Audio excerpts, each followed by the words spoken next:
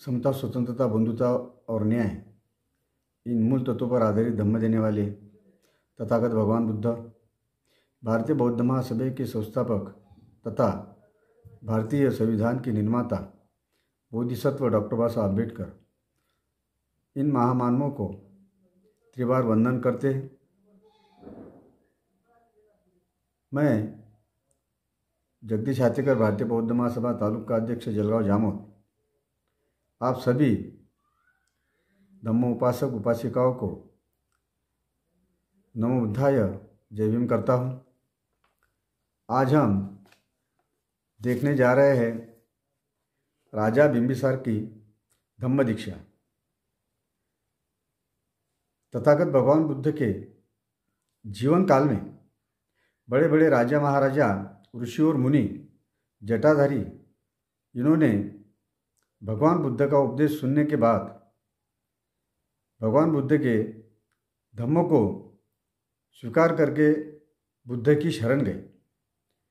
तो हमने इसके पहले देखा कि बड़े बड़े जो जटाधारी हैं, वो जटाधारी समेत सारिपुत्र और मोग्गलय भगवान बुद्ध की शरण गए। तो ये सारे जटाधारी और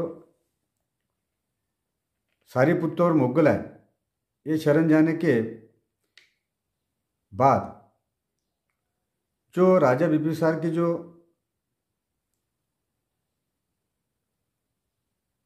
राजा बिंबिसार जो राजगुरु मगध नरेश श्रेणी बिंबिसार, इनकी जो राजधानी थी, तो उस राजधानी में के जटिलों की इतनी बड़ी संख्या के बुद्ध की शरण में चले जाने से हर किसी की जबान पर तथागत की चर्चा थी। इस प्रकार बिंबिसार को तथागत के नगर में आगमन का पता लग गया। बिंबिसार नरेश ने सोचा, उन कट्टर जटिलों के मत को बदल लेना कोई हंसी खेल नहीं है। निश्चय से वह भगवान होंगे, अरहंत होंगे, सम्यक संबुद्ध होंगे, विद्या और आचरण से युक्त होंगे, सुगति प्राप्त होंगे, लोक के जानकार होंगे, सर्वश्रेष्ठ होंगे, आदमियों के मार्गदर्शक होंगे, देवता और आदमियों के शास्ता होंगे। वे निश्चय से स्वबुद्ध धम्म की शिक्षा दे रहे होंगे। ऐसे राजा बिंबिसार ने मन ही मन में सोच लिया। वह आदि में कल्याणकारक, मध्य में कल्याणकारक, अंत में कल्याणकारक धम्म की शिक्षा दे रहे होंगे। वे अर्थों और शब्दों सहित धम्म का ज्ञान करा रहे होंगे। वे पूर्ण परिशुद्ध श्रेष्ठ जीवन प्रकाशित कर रहे होंगे। ऐसे दिव्य पुरुष का दर्शन करना अच्छा है। इस प्रकार मगध के बाहर लाख ब्राह्मणों और गृहपतियों के साथ मगध नरेश बिंबिसार जहाँ भगवान थे वहाँ पहुँचे। उनके पास पहुँच और विनम्रतापूर्वक अभिवादन कर वह उनके निकट बैठ गए।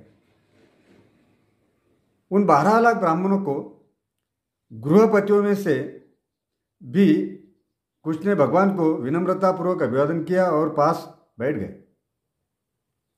कुछ ने भगवान का कुशल क्षेम पूछा और निकट जाकर बैठ गए। कुछ ने अपना नाम और गोत्र कहा और भगवान के निकट बैठ गए, और कुछ यूं ही चुपचाप समीप आ बैठ गए। मगध के उन 12 लाख ब्राह्मणों और गृहपतियों ने उर्वेल काश्यप को भी महाश्रमण के भिक्षुओं में देखा। जो उर्वेल काश्यप जो थे, तो इन ब्राह्मणों ने उन्हें भी, जो महाश्रमण थे उनमें, उन भिक्षुओं में उन्हें इन ब्राह्मणों ने देखा। उनमें से कुछ सोचने लगे, क्या उर्वेल काश्यप महाश्रम की अधीनता में श्रेष्ठ जीवन व्यतीत कर रहा है, अथवा महाश्रमण की उर्वेला कश्यप की अधीनता में श्रेष्ठ जीवन व्यतीत कर रहा है। ऐसा मन ही मन में उन्हें प्रश्न आ गया। मगध के उन 12 लाख ब्राह्मणों और गृहपतियों के मन की बात जान तथागत ने उर्वेल कश्यप को संबोधित कर कहा, हे उर्वेलवासी, तूने क्या देखा जो अग्नि परिचर्या छोड़ दी? भगवान बुद्ध कहते हैं कि हे उर्वेलवासी, तूने क्या देखा जो अग्नि परिचर्या छोड़ दी? ये कैसे हुआ कि तूने अग्निहोत्र का परित्याग कर दिया? भगवान उसे प्रश्न करते हैं। काश्यप ने उत्तर दिया, यज्ञ से रूप, शब्द, रस, मग्ध, स्त्री स्पर्श की ही आशा की जा सकती है।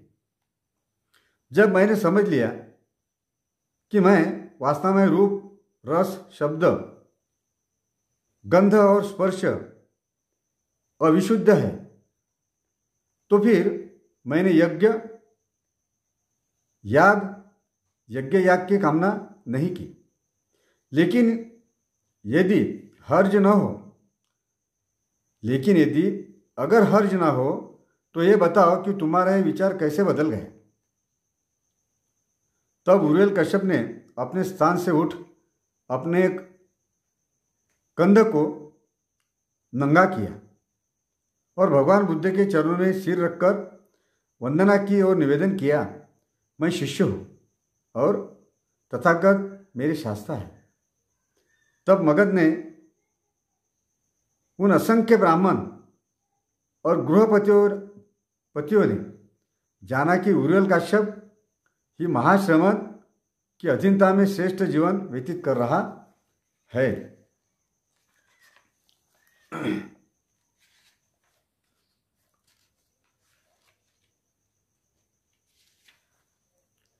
तब मगध के उन 12 लाख ब्राह्मणों और गृहपतियों के मन की बात को जानकर भगवान बुद्ध ने उन्हें धम्मोपदेश दिया। जिस प्रकार बिना धब्बों का स्वच्छ कपड़ा रंग को अच्छी तरह पकड़ लेता है, उसी तरह बिंबिसार प्रमुख उन मगध के 12 लाख ब्राह्मणों और गृहपतियों को विरज, विमल ज्ञान चक्षु प्राप्त हो गए। उनमें से 1 लाख ने अपने उपासकत्व की घोषणा की। इस दृश्य का साक्षी होकर, धम्म को समझकर, धम्म की तह तक जाकर, संदेह रहित होकर, विचिकित्सा को जीतकर और पूर्ण ज्ञान प्राप्त कर मगध नरेश बिंबिसार बोला, भगवान, जिस समय मैं राजकुमार था उस समय मेरी 5 आकांक्षाएं थी। वे 5 अब पूरी हो गई। पूर्व समय में भगवान, जब मैं राजकुमार था, मेरे मन में इच्छा उत्पन्न हुई कि मेरा राज्याभिषेक हो जाता। भगवान, यह मेरी पहली इच्छा थी जो अब पूरी हो गई। और तब अनंत सम्यक संबुद्ध मेरे राज्य में आते, यह मेरी दूसरी इच्छा थी। भगवान, जो अब पूरी हो गई। और मैं उन भगवान की सेवा में उपस्थित होता, यह मेरी तीसरी इच्छा थी। भगवान, जो वो इच्छा भी मेरी अब पूरी हो गई। और वह भगवान मुझे धम्मोपदेश दे, यह मेरी चौथी इच्छा थी। भगवान, जो अब पूरी हो गई और मैं उन भगवान का धम्म हृदय गम कर पाता। जिस समय मैं राजकुमार था उस समय मेरी ये 5 इच्छाएं थी जो अब पूरी हो गई। अद्भुत है भगवान, अद्भुत। राजा बिंबिसार भगवान बुद्ध से कहता है, अद्भुत है। जैसे कोई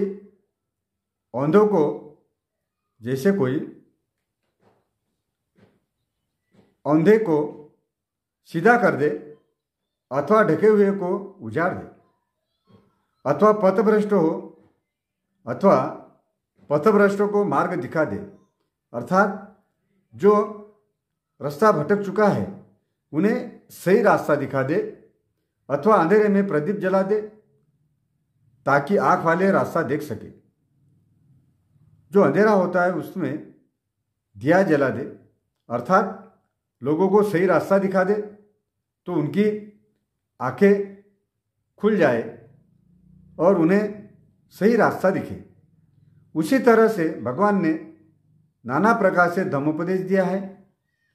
मैं भगवान की शरण ग्रहण करता हूँ। राजा बिंबिसार कहता है, मैं भगवान की शरण ग्रहण करता हूँ। आज दिन से जब तक इस शरीर में प्राण है।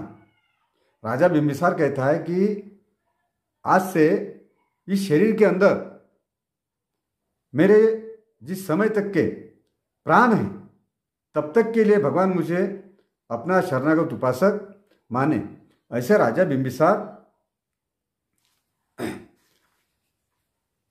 तथागत भगवान बुद्ध को कहते हैं और वो उनकी शरण में जाकर भगवान बुद्ध के धम्म की वो दीक्षा लेते हैं। तो सभी धम्मोपासक तथा उपासिकाओं,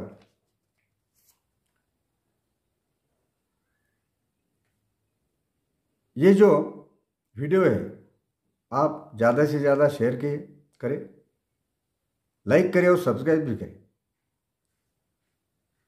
हमारा ये उद्देश्य है कि तथागत भगवान बुद्ध का जो धम्म है ये ज़्यादा से ज़्यादा लोगों तक के पहुँचे।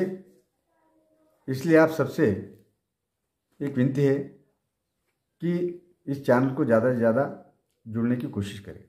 नमो बुद्धाय। जय हिंद।